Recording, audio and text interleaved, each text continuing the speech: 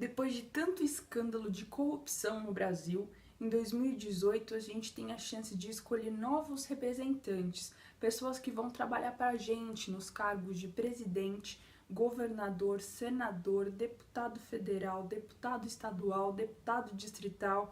É muita gente. Se você quer entender direito que tipo de pessoa que pode ocupar esses cargos, como que eles são eleitos, o que eles fazem, continue assistindo esse vídeo.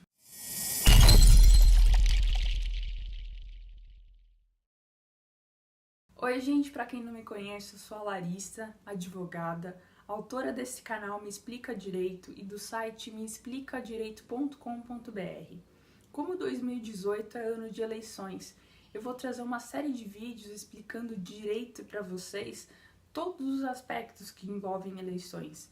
Vou trazer inclusive como que funciona o voto no Brasil, outros tipos de votos que existem, inclusive se a gente quer mudar a forma com que nós votamos hoje. A gente precisa saber como é que isso funciona. Dia 7 de outubro de 2018, a gente vai eleger o novo presidente da República. Para ser presidente da República, gente, só pode ser brasileiro nato, ou seja, a pessoa tem que ser nascida aqui no Brasil, tem que ter pelo menos 35 anos de idade e, obviamente, tem que estar afiliada a algum partido político. Ele é eleito pela maioria dos votos, a maioria direta, ou seja, nós diretamente vamos lá, votamos quem queremos que seja aí o nosso próximo presidente. É diferente, por exemplo, dos Estados Unidos. Lá a população escolhe representantes e esses representantes é que vão decidir quem vai ser o presidente. A gente reclama tanto do Brasil, mas pelo menos nesse aspecto a gente tem um ponto positivo. O novo presidente vai exercer o seu mandato por 4 anos. Vai começar dia 1º de janeiro de 2019 e terminar dia 31 de dezembro de 2022. E é permitida uma reeleição somente. O que o presidente faz? Basicamente, ele pega todas as propostas de governo dele, que ele ficou falando no horário eleitoral, falou nos debates que vão ter aí nas emissoras de televisão e de rádio. Ele vai pegar essas propostas e vai apresentar para os deputados federais e senadores para que eles votem e tornem essas propostas leis. Essas leis é que vão ser aplicadas no país para viabilizar tudo aquilo que o presidente falou.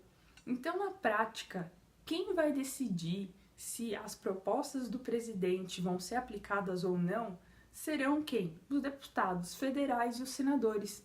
É por isso que o presidente ele precisa ter vários colegas aí exercendo esse cargo de deputado federal ou de senador, porque se ele não tiver pessoas que estejam com as mesmas ideias, que concordem com as propostas do presidente, esses caras eles não vão deixar passar as propostas que o presidente divulgou tanto nesse período eleitoral. Se o presidente não puder exercer o cargo dele, se ele estiver viajando, ou se ele, por exemplo, sofreu um impeachment, que foi o que aconteceu com a presidente Dilma e também com o presidente Collor, existe uma linha sucessória das pessoas que vão ocupar o lugar do presidente.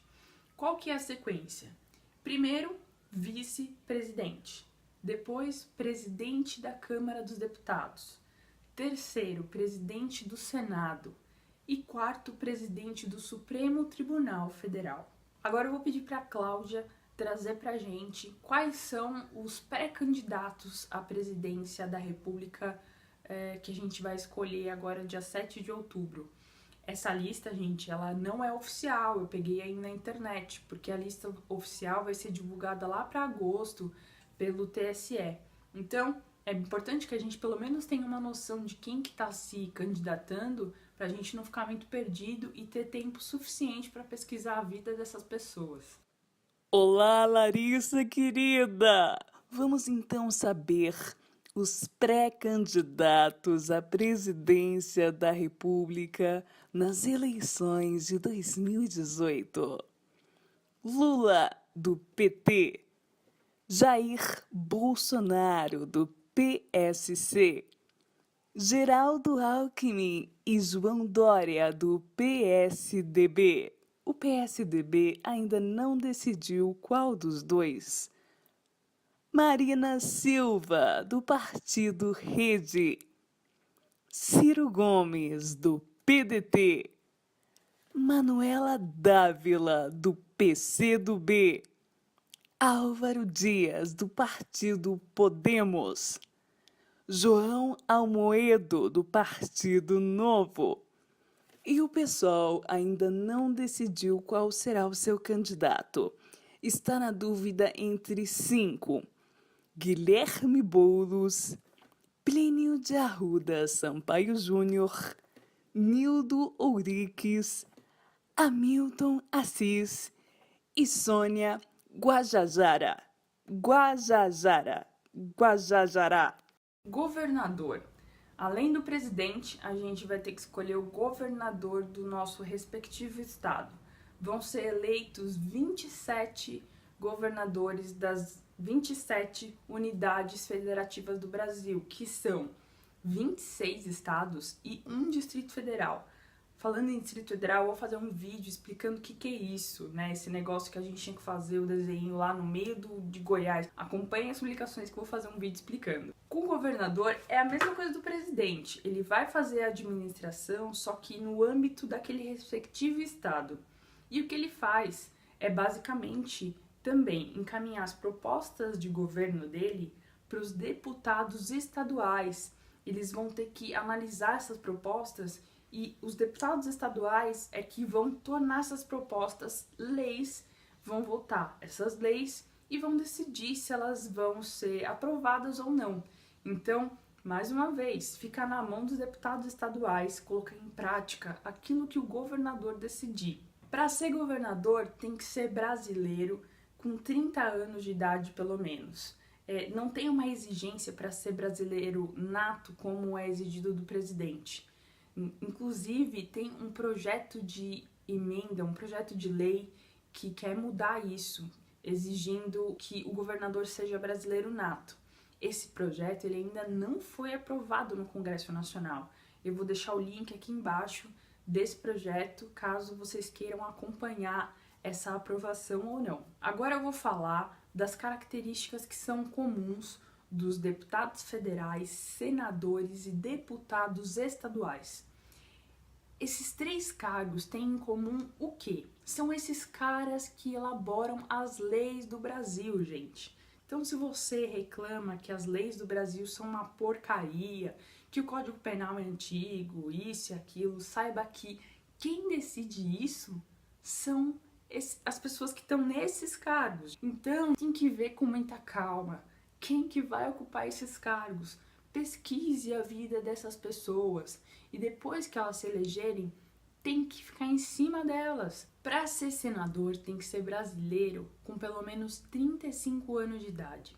E o senador, ele exerce um mandato de 8 anos. Olha só, eles são eleitos em número de 3 por estado.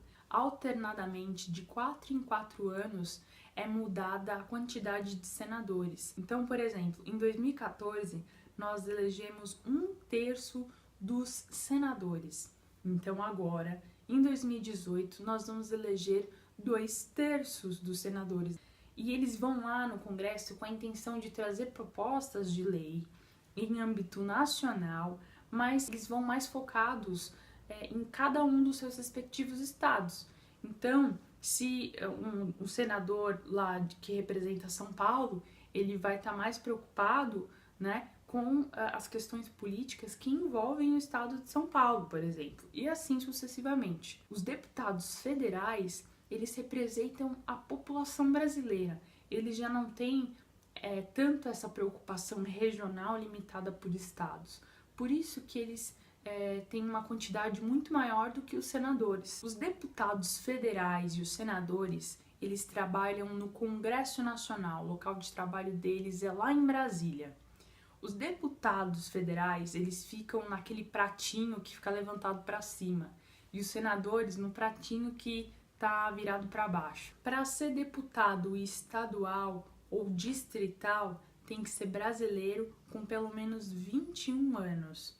E a diferença entre o deputado estadual e o distrital é que os deputados estaduais eles vão analisar leis no âmbito do estado, enquanto que os deputados distritais são aqueles do Distrito Federal, fazem a mesma coisa, só que lá no Distrito Federal. Se tiver segundo turno, se a gente não conseguir a maioria dos votos para esses cargos no dia 7 de outubro, vai haver um segundo turno que vai ser no dia 28 de outubro de 2018. Para eleger deputado federal, deputado estadual e deputado distrital, a forma do voto ela é proporcional.